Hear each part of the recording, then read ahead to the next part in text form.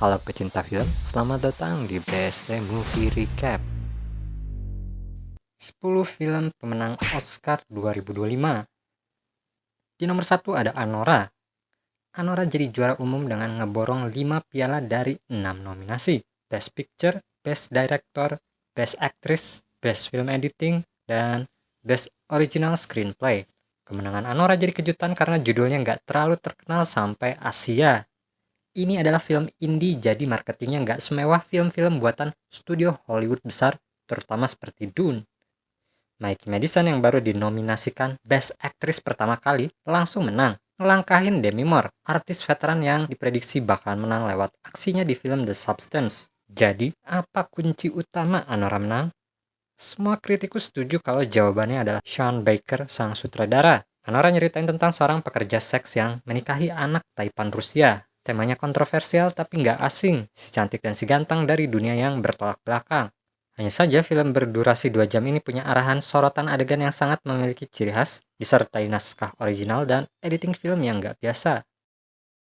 Di nomor 2 ada The Brutalist. Film ini awalnya yang paling difavoritkan untuk meraih Best Picture, tapi gagal namun masih jadi runner-up pemenang Oscar terbanyak 2025, sebanyak 3 kategori. Kemenangan Adrien Brody dalam kategori Best Actor sudah diprediksi sebelumnya. Ia tampil memukau sebagai Laszlo Toth, seorang arsitek Hungaria Yahudi yang mengungsi ke Philadelphia, Amerika Serikat, tepat setelah Perang Dunia Kedua berakhir.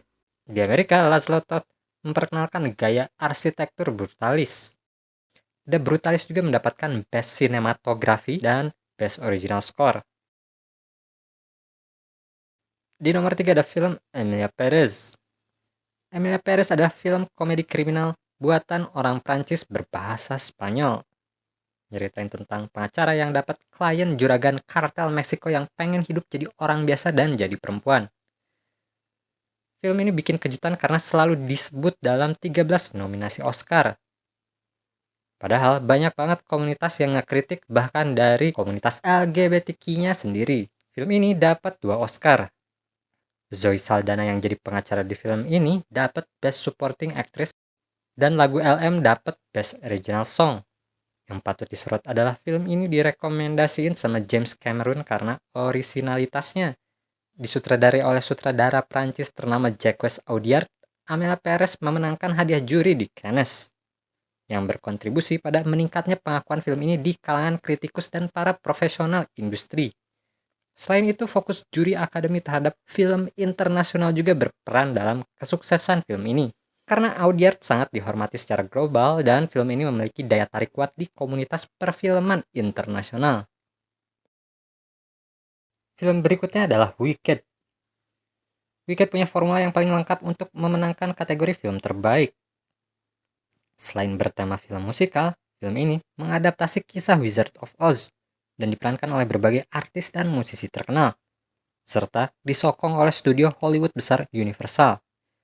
Omsetnya menggiurkan dan memperoleh banyak pujian dibanding kritik. Film ini juga meraih nominasi 10, tapi nyatanya hanya memenangkan 2 diantaranya, yaitu Best Costume Design dan Best Production Design. Film ini punya nasib sama kayak Barbie dalam ajang Oscar. Keduanya sukses secara box office dan bertema musikal. Film berikutnya ada Dune Part 2. Dune Part 2 mendapatkan 5 nominasi dan salah satunya adalah film terbaik. Film ini juga punya formula yang cukup lengkap untuk memenangkan penghargaan film terbaik. Bertema epic fiksi ilmiah, mencetak box office di seluruh dunia dan disebut lebih baik dari seri pertamanya. Kita lebih banyak melihat aksi seru dari perang antar pesawat luar angkasa, lebih banyak cacing pasir raksasa di setting gurun pasir, dan tema-tema yang lebih mengeksplorasi kekuasaan dan keagamaan. Pada akhirnya, film ini mendapatkan Oscar untuk Best Sound dan Best Visual Effect. Dune Part 2 melanjutkan adaptasi dari novel Frank Herbert yang mengisahkan upaya Paul Atreides beraliansi dengan Chani dan suku Fremen untuk balas dendam terhadap para konspirator yang menghancurkan keluarganya. Di nomor 6 ada Conclave. Film yang diproduksi Focus Feature tentang drama thriller fiksi gereja Katolik berdasarkan novel karya Robert Harris ini dapat 8 nominasi termasuk film terbaik, tapi hanya dapat 1 Oscar, yaitu Best Adapted Screenplay. Alasan lain untuk menonton film ini adalah karena pemeran utamanya Ralph Fiennes yang sebelumnya sudah 2 kali dapat nominasi Oscar dari Schindler's List dan The English Patient. Ralph Fiennes berperan sebagai Kardinal Lawrence, salah satu kandidat yang akan mengikuti konklave, prosesi pemilihan paus. Edward Berger, sang sutradara, menyebutkan bahwa konklave ini adalah mekanisme pemilihan pemimpin agama yang paling sangat dijaga kerahasiaannya di dunia dan termasuk salah satu yang tertua. Pihak produksi berhasil melakukan riset yang mendalam untuk mengetahui beberapa fakta di belakangnya. Kemudian dijadikan kisah fiksi drama politik dan misteri pembunuhan ala detektif, yang akhirnya jadi cerita konspirasi menegangkan dan mind-blowing. Peter Strahan disebut oleh berbagai kritikus berhasil menjadikannya sebuah naskah film yang sangat menggambarkan sumber materi aslinya, membuatnya diakui untuk meraih Best Adapted Screenplay. Film berikutnya adalah The Substance. The Substance berhasil meraih 5 nominasi dan menjadi film yang diperkirakan akan membuat seorang artis veteran Demi Moore meraih piala Oscar 2025 untuk pemeran wanita terbaik, tapi kalah oleh pendatang baru yang baru sekali dinominasiin, yaitu Mikey Madison lewat film Anora. Film ini mengibaratkan karir Demi Moore, artis tersohor berbakat sejak muda yang juga diberikan berkah fisik sempurna serta kedisiplinan luar biasa. Namun sekarang terancam tak mendapatkan pekerjaan semata-mata karena usia yang membuatnya tak menarik lagi. Kompetisinya dengan Mikey Madison di ajang Oscar pun tergambarkan dalam film ini. Demi Moore jadi instruktur aerobik TV legendaris bernama Elizabeth Sparkle yang harus dipecat bosnya karena permintaan tinggi pemirsa yang ingin sosok lebih muda. Kemudian ada klinik misterius yang menawarkan metode medis aneh bernama The Substance yang akan membuatnya awet muda. Plot cerita kemudian berubah menjadi horor tentang tubuh. Film ini mendapatkan Oscar untuk kategori Best Makeup dan Hairstyle. Film berikutnya adalah Real Pain.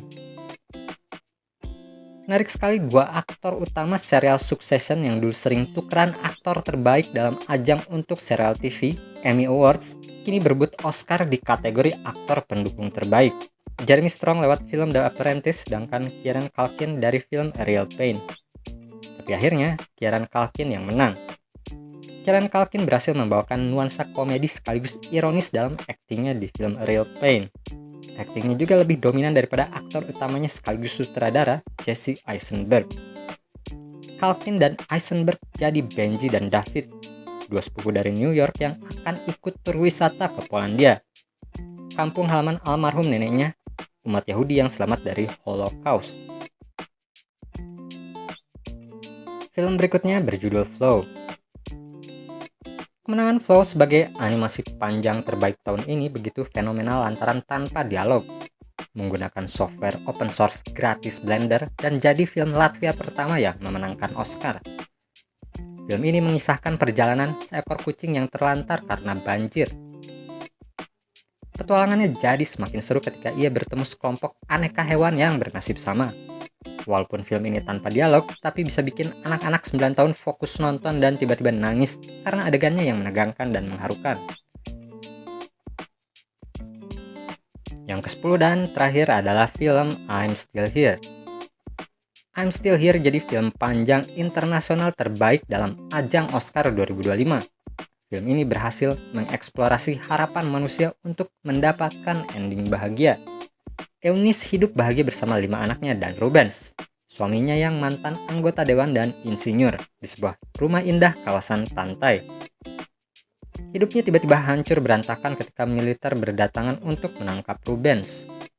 Siapa mereka dan kemana Rubens dibawa masih menjadi misteri. Film ini berdasarkan catatan memori dari putra Eunice, Marcel Rubens Paiva. Banyak sekali arsip-arsip keluarga berupa foto dan video yang ia gunakan untuk mendukung film ini. Alur waktunya sangat detail, bersetting di Rio de Janeiro, Brazil, era 70-an, lalu tahun 1996 dan 2014. Sekian video tentang 10 film pemenang Oscar. Bagaimana menurutmu tentang film-film ini? Jangan lupa tinggalkan jejak di kolom komentar. Like kalau suka videonya dan subscribe BST Movie Recap untuk mengikuti hiburan informasi seputar perfilman.